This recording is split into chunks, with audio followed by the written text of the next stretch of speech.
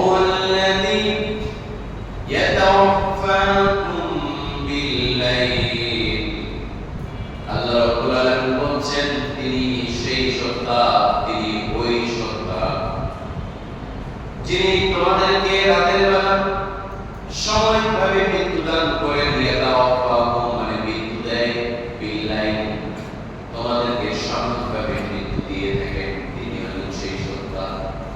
রাতের বেলা আমরা কিন্তু মৃত থাকি, আমাদের মৃত যদি এমনটা হয় যে এই রাতের ঘুম আপনার শেষ, তাহলে সেই আত্মা আপনার কাছে ফিরে আসবে না, ওই রূহ আর ফিরে আসবে না। ওয়াল্লাযী ইয়াতাওয়াফাকুম তিনি ওই সত্তা, তিনি ওই জাত যিনি আমাদেরকে বিল্লাইল রাতের মধ্যে ইয়াতাওয়াফাকুম মৃত করে রাখেন। ওয়া ইয়ালামু মা জারাহতুম বিন-নাহার আল্লাহ বলছেন আর তোমরা দিনের মধ্যে যা যা করো, আর দিনকে তোমরা যেই কাজে ব্যবহার করো তিনি ওই বিষয়গুলো অবগত আছেন। এই দিনটা আমরা যে যে কাজে ব্যবহার করি না কেন এগুলো বিষয়ে আল্লাহ তাআলা অবগত আছেন। রাতের বেলা মৃত থাকি আর দিনের বেলা আল্লাহ তাআলা রূহটা আমাদেরকে দিয়ে দেন, জীবিত হই। হওয়ার পরে মা জারাহতুম আমরা যা করি এগুলো বিষয়ে আল্লাহ তাআলা অবগত আছেন, জ্ঞাত আছেন। সুম্মা ইয়াবআসুকুম আল্লাহ বলেন অতঃপর আমি যে তোমাদেরকে ওই ঘুমন্ত মানুষগুলোকে ইয়াবআসুকুম জাগ্রত করে দেই, জাগিয়ে তুলি, অর্থাৎ ডেকে দেই। ইয়াবআসুকুম পুনরায় যে তোমাদেরকে ঘুম থেকে আমি তুলি, কি জন্য তুলি?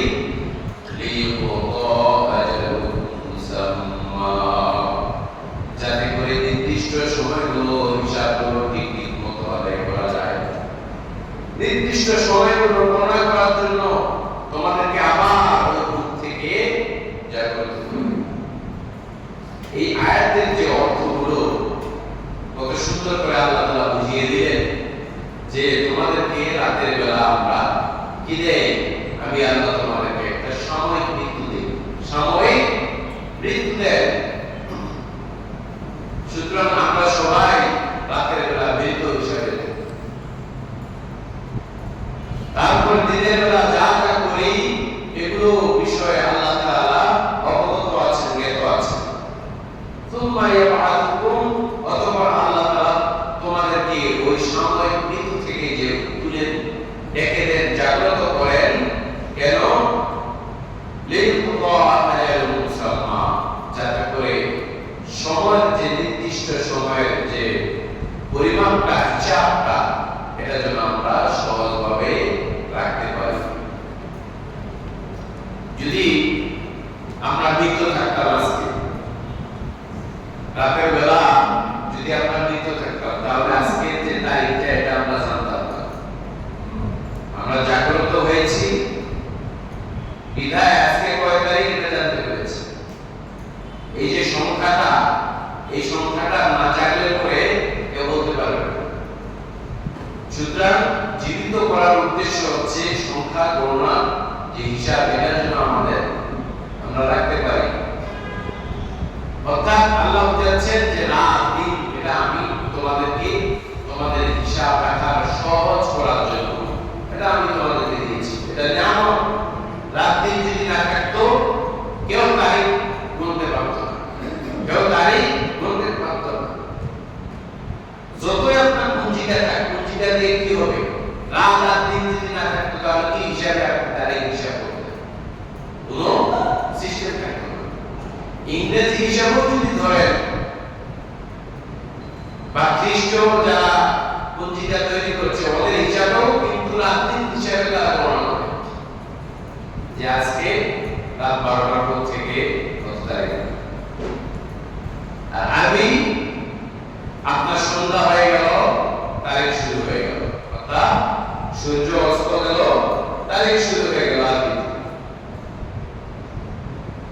আর ইংরেজিতে রাত 12টার পর। এটা একটা মডিফাই করেছে, কিন্তু মূলত আল্লাহর যে দেওয়া বিধান, দিনের পরে রাত, দিন চলে গেল, সূর্য অস্ত হয়ে গেল, আবার রাতের হিসাব শুরু হয়ে গেল, টাইম শুরু হয়ে গেল।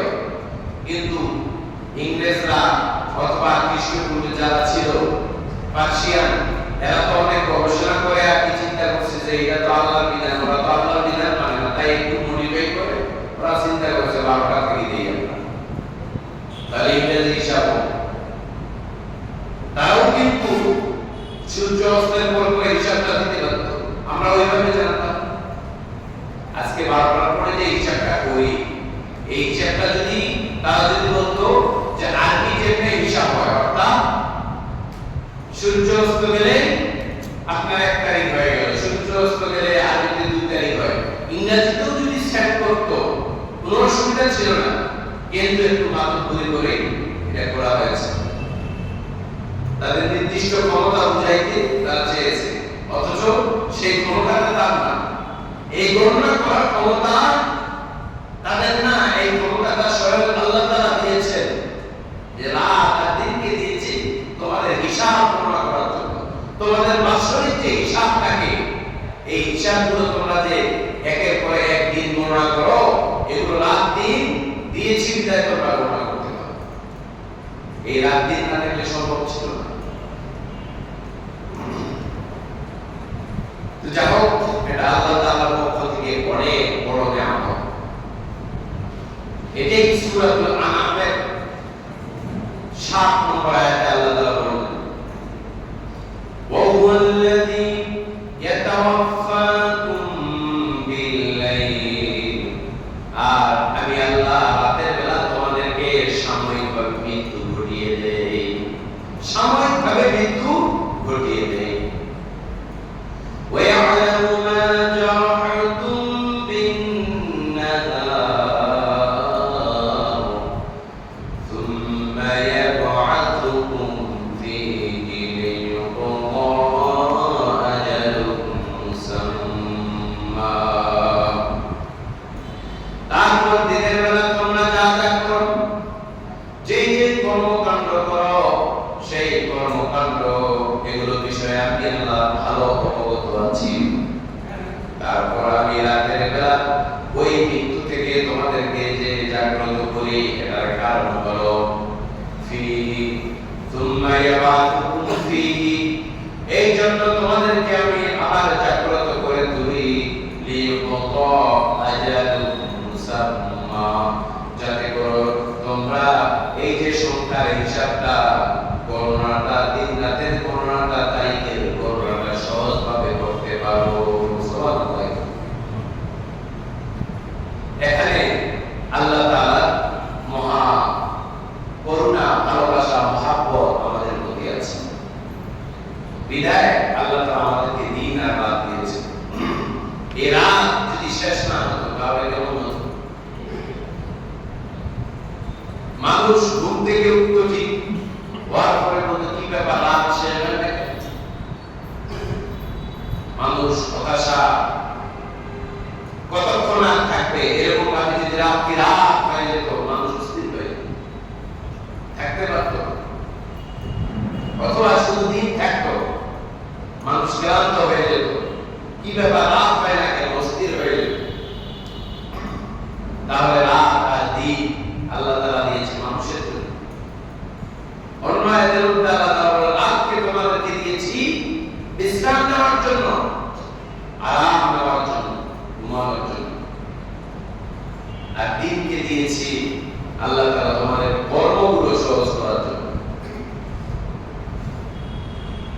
জীবন পরিচালনা করতে গেলে যে কাজগুলো করতে হয়, এগুলো দিনের বেলা করা খুবই সহজ। আর এই ক্লান্ত শরীর, ক্লান্ত বডি রাতের বেলা একটু ঘুমিয়ে গেলে আমরা কি হয়ে যায়, সেই ক্লান্তিটা দূর হয়ে যায়, আমরা অনেকটা স্বস্তি ফিল করি। তো যাও, আল্লাহ তাআলা রাত আর দিন দিয়েছেন, আমাদের জন্য দিয়েছেন, এটা আমাদের জন্য বড় নিয়ামত।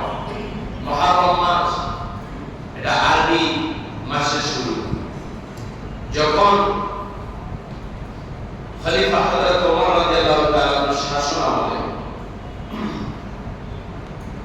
তখন তিনাদের যে শাসন কার্য পরিচালনা চলছিল, তো খলিফাদের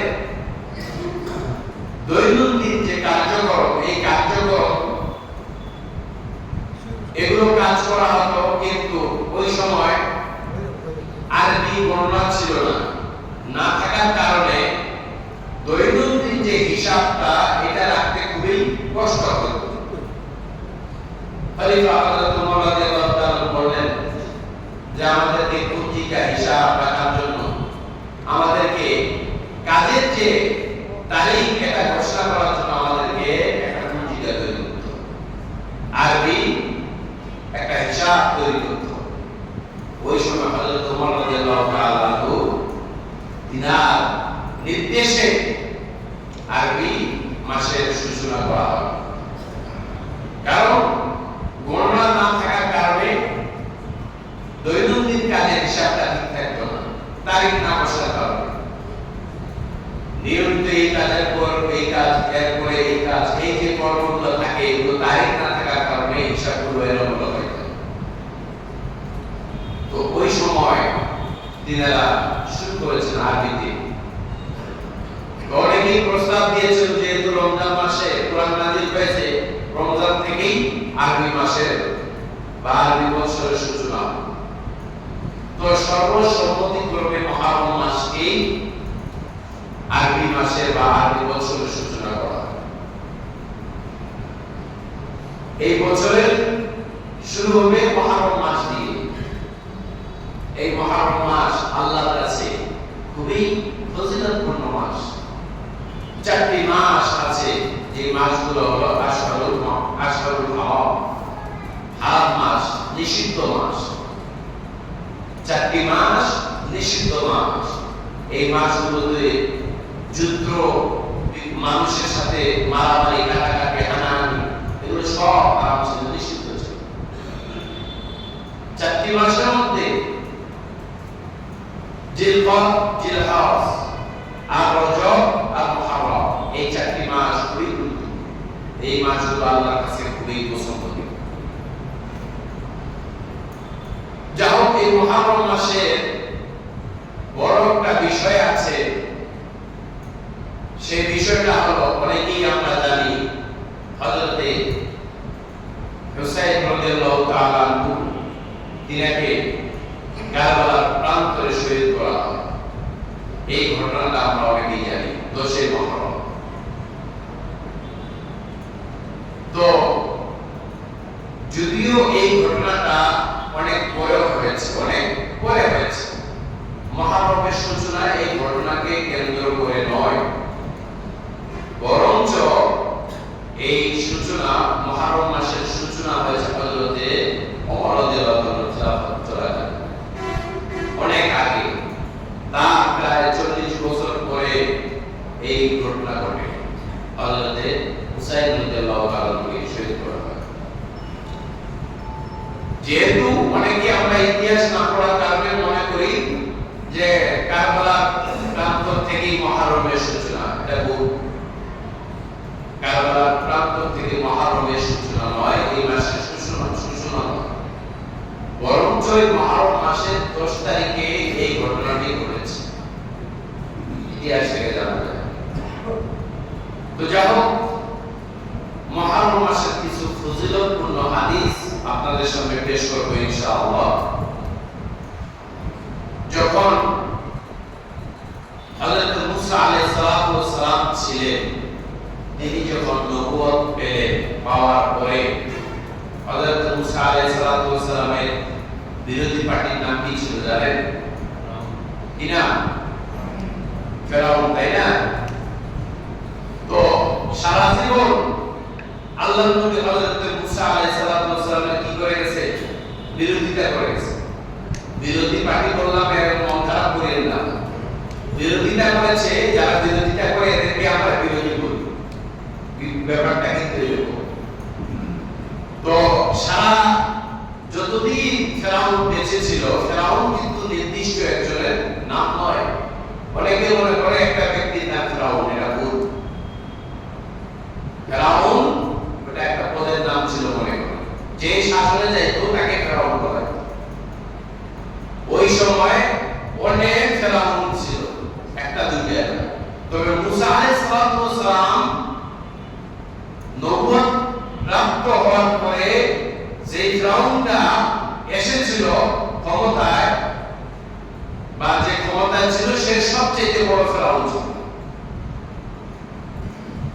এই ফেরাউনের ইতিহাস তো অনেক বড়, এই লম্বা ইতিহাস বলার মতো সময় নেই। তো ফেরাউন যখন এক পর্যায়ে মুসা আলাইহিস সালামকে পিছন থেকে ধাওয়া করলো সৈন্যবাহিনী নিয়ে, এবার মুসা আলাইহিস সালামকে কি করে হত্যা করবে। এবার আল্লাহ তাআলা বলেন, মুসা এবার তুমি ভাবো, এবার কি হবে। এই দিকে ফেরাউন তার লস্কর নিয়ে সৈন্যবাহিনী নিয়ে আসতেছে, তোমার হত্যা করবে, তুমি এখন পলায়ন করো, যাও। তিনি পলায়ন করবে, কিন্তু এক সময় যাইতে যাইতে দেখতেছে সামনে নদী পড়ে গেছে। এদিকে সামনে নদী, আবার এদিকে পিছন থেকে ফেরাউনের লস্কর বাহিনীর আক্রমণ। কি করা যায়? আল্লাহকে বলেন, আল্লাহ এবার কি হবে, সামনে তো যাইতে লাগতেছে। আল্লাহ বলেন, মুসা তোমার হাতে কি লাঠি, এই লাঠি দিয়ে ওই সমুদ্রের কিনারায়, ওই নদীর কিনারায় একটা আঘাত করো। আঘাত করার সাথে সাথে ভারতে রাস্তা হয়ে গেছে। মুসা আলাইহিস সালাম আর তার কওমের লোকজন সুন্দরভাবে কি করলেন, পার হয়ে গেলেন। পার হওয়ার পরে ওইদিকে ফেরাউন সহ তার সৈন্যবাহিনী যখন শুরু করেছে ওই রাস্তা দিয়ে হাঁটা, তখন আল্লাহ তাআলা অর্ডার দিলেন যে ওয়া আকরাবনা আলা ফিরাউন, যে হে সমুদ্রবাহে পানি, তোমরা এখন ফিরাউন তার দলকে ডুবাই মারো। তখন ওই রাস্তাটা কি হয়ে গেল, আল্লাহ তাআলা তুলে দিলেন এবং পানিতে ডুবে ডুবে ফিরাউন পানি খেয়ে, তার লস্কর বাহিনী পানি খেয়ে ওখানে মৃত্যুবরণ করেছে। তখন মুসা আলাইহিস সালাম আর তার বাহিনী, তার কওমের লোকজন অনেকটা স্বস্তি পেয়েছিলেন। এইবার বাঁচলাম ফিরাউনের আক্রমণ। একটা কি স্বস্তি, জানে বাঁচার পরে কেউ যদি জানে বেঁচে যায় মৃত্যু থেকে, তাহলে ওই লোকটা কিরকম একটা ফিল করে, স্বস্তি পায়। এখন আমার মৌত হয়ে যেত, এখন আমার মাত্র আমার এই হতো সেই হতো, বেঁচে গেলাম। ওই মানুষটা কতটা স্বস্তি পায়। তার কওমের লোকজন সহ যখন অনেকটা স্বস্তি ফিল করছে, তখন আল্লাহ তাআলার নির্দেশে এই আশুরার 10 তারিখে হযরত মুসা আলাইহিস সালাম আর তার কওমের লোকজন শুকরিয়ার জন্য কি করে রোজা রাখেন। সুবহানাল্লাহ। এই রোজাটা আল্লাহর কাছে খুবই পছন্দ হয়েছে। ওয়ার পরে তখন থেকে ওই রোজাটা, শুকরিয়ার রোজাটা ফরজ ছিল। কি ছিল? ফরজ ছিল। এই রোজাটা হযরত মুসা আলাইহিস সালামের জামানায় ফরজ ছিল। ওয়ার পরে যত নবী এসেছে তারাও এটাকে ফরজ হিসেবে পালন করেছে। হযরত ঈসা আলাইহিস সালাম পালন করেছে। সর্বশেষ নবী, আখিরি জামানার নবী, আপনার আমার প্রিয় নবী হযরত মুহাম্মদ রাসূলুল্লাহ সাল্লাল্লাহু আলাইহি ওয়াসাল্লাম যখন মদিনার মধ্যে যান, ইন্না রাসূলুল্লাহ সাল্লাল্লাহু আলাইহি ওয়াসাল্লাম কদিমাল মদিনাতা, একদিন রাসূল সাল্লাল্লাহু আলাইহি ওয়াসাল্লাম মদিনার মধ্যে যান। যাওয়ার পরে দেখতেছে নাজারা, তিনি দেখতে পেলেন যে মদিনার মানুষগুলো আশুরার দিনে রোজা রাখে। তখন বলতেছে, মদিনাবাসী তোমরা কিসের রোজা রাখতেছো? তখন মদিনাবাসী বলতেছে, এটা সেই রোজা যে মুসা আলাইহিস সালাম তার গর্ব যে আল্লাহ তাআলা যে ফিরাউন আর তার বাহিনীর আক্রমণ থেকে মুসা আলাইহিস সালামকে যে হেফাজত করেছিলেন, এই জন্য শুকরিয়া তার এই রোজাটা আমরা রাখি। সুবহানাল্লাহ। তখন এই রোজাটা ফরজ ছিল। রমজান মাসের রোজা ফরজ হওয়ার পরে আগের রোজা এগুলো রহিত হয়ে যায়। নিয়ম হলো যে বিধানটা নগদ হবে, ওই বিধানটা আসার কারণে যদি পূর্বের কোনো বিধান সামঞ্জস্যপূর্ণ হয়, একইভাবে পূর্বেরটা রহিত হয়ে যায়। আল্লাহ তাআলা সর্বশেষ কোরআন অবতীর্ণ করেছেন। কোরআন অবতীর্ণ হওয়ার কারণে যে সমস্ত বিধান অন্যান্য নবীর উপর ছিল, ওই বিধানগুলো যদি কোরআনের সাথে সাংঘর্ষিক হয়, ওই বিধানগুলো রহিত হয়ে গেছে। তাহলে ওই রোজাটা যখন আল্লাহ তাআলা রমজানের সিয়াম ফরজ করে দিলেন, তখন ওই ফরজ আর রোজা থাকলো না। তো ওটাও ফরজ, এটাও ফরজ, এটা হবে না। এই জন্য আল্লাহ তাআলা ওটাকে ফরজটা রহিত করে দিলেন, ওটা এখন মুস্তাহাব বা নফল পর্যায়ে। তবে খুবই দামি একটা রোজা। বিশ্বনবী যখন বললেন, ও মদিনাবাসী, তোমরা কি উদ্দেশ্যে রোজা রাখো?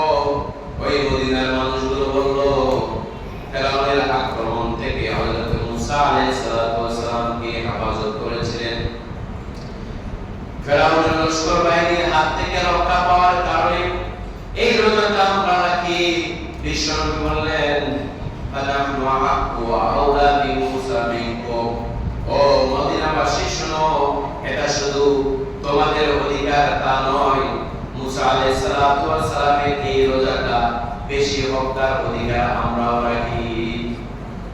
ফাসুমু রাসূলুল্লাহ সাল্লাল্লাহু আলাইহি ওয়াসাল্লাম, বিশ্বনবী তখন নিজেও এই রোজাটা রাখলেন এবং আমরাও বিসিয়ামিহি, আর তিনি সাহাবাদেরকে বললেন, সাহাবা-য়ে-কেরামদেরকে বললেন, তোমরাও এই রোজাটা রাখো। নিজেও রাখলেন এবং এই রোজাটা রাখার জন্য আমারও বিসিয়ামি, আমার মানে আদেশ করলেন বিসিয়ামি, এই রোজাটা রাখার জন্য। অন্যান্য হাদিসের মধ্যে বিশ্বনবী বলেন, সিয়ামু ইয়াউমি আশুরা আইয়ুকাফিরুস সানাতাল্লাতী আহতাসিবু আলাল্লাহি আইয়ুকাফিরুস সানাতাল্লাতী ক্বাবলাহু। এই হাদিসটি মুসলিম শরীফের খুবই গুরুত্বপূর্ণ একটি হাদিস। বিশ্বনবী বললেন, এই আশুরার দিনের যে রোজাটা, এটা হলো আল্লাহর কাছে খুবই পছন্দনীয়। এটা যদি কেউ রাখে, তাহলে তার পূর্বের এক বছরের যে গুনাহ হয়, এই গুনাহর কাফারা হিসাবে আল্লাহ তাআলা কবুল করে নেয়। সুবহানাল্লাহ। পূর্বের এক বছরের গুনাহ কাফারা হয়ে যায় এই রোজা রাখলে। আশুরা রোজা খুবই গুরুত্বপূর্ণ।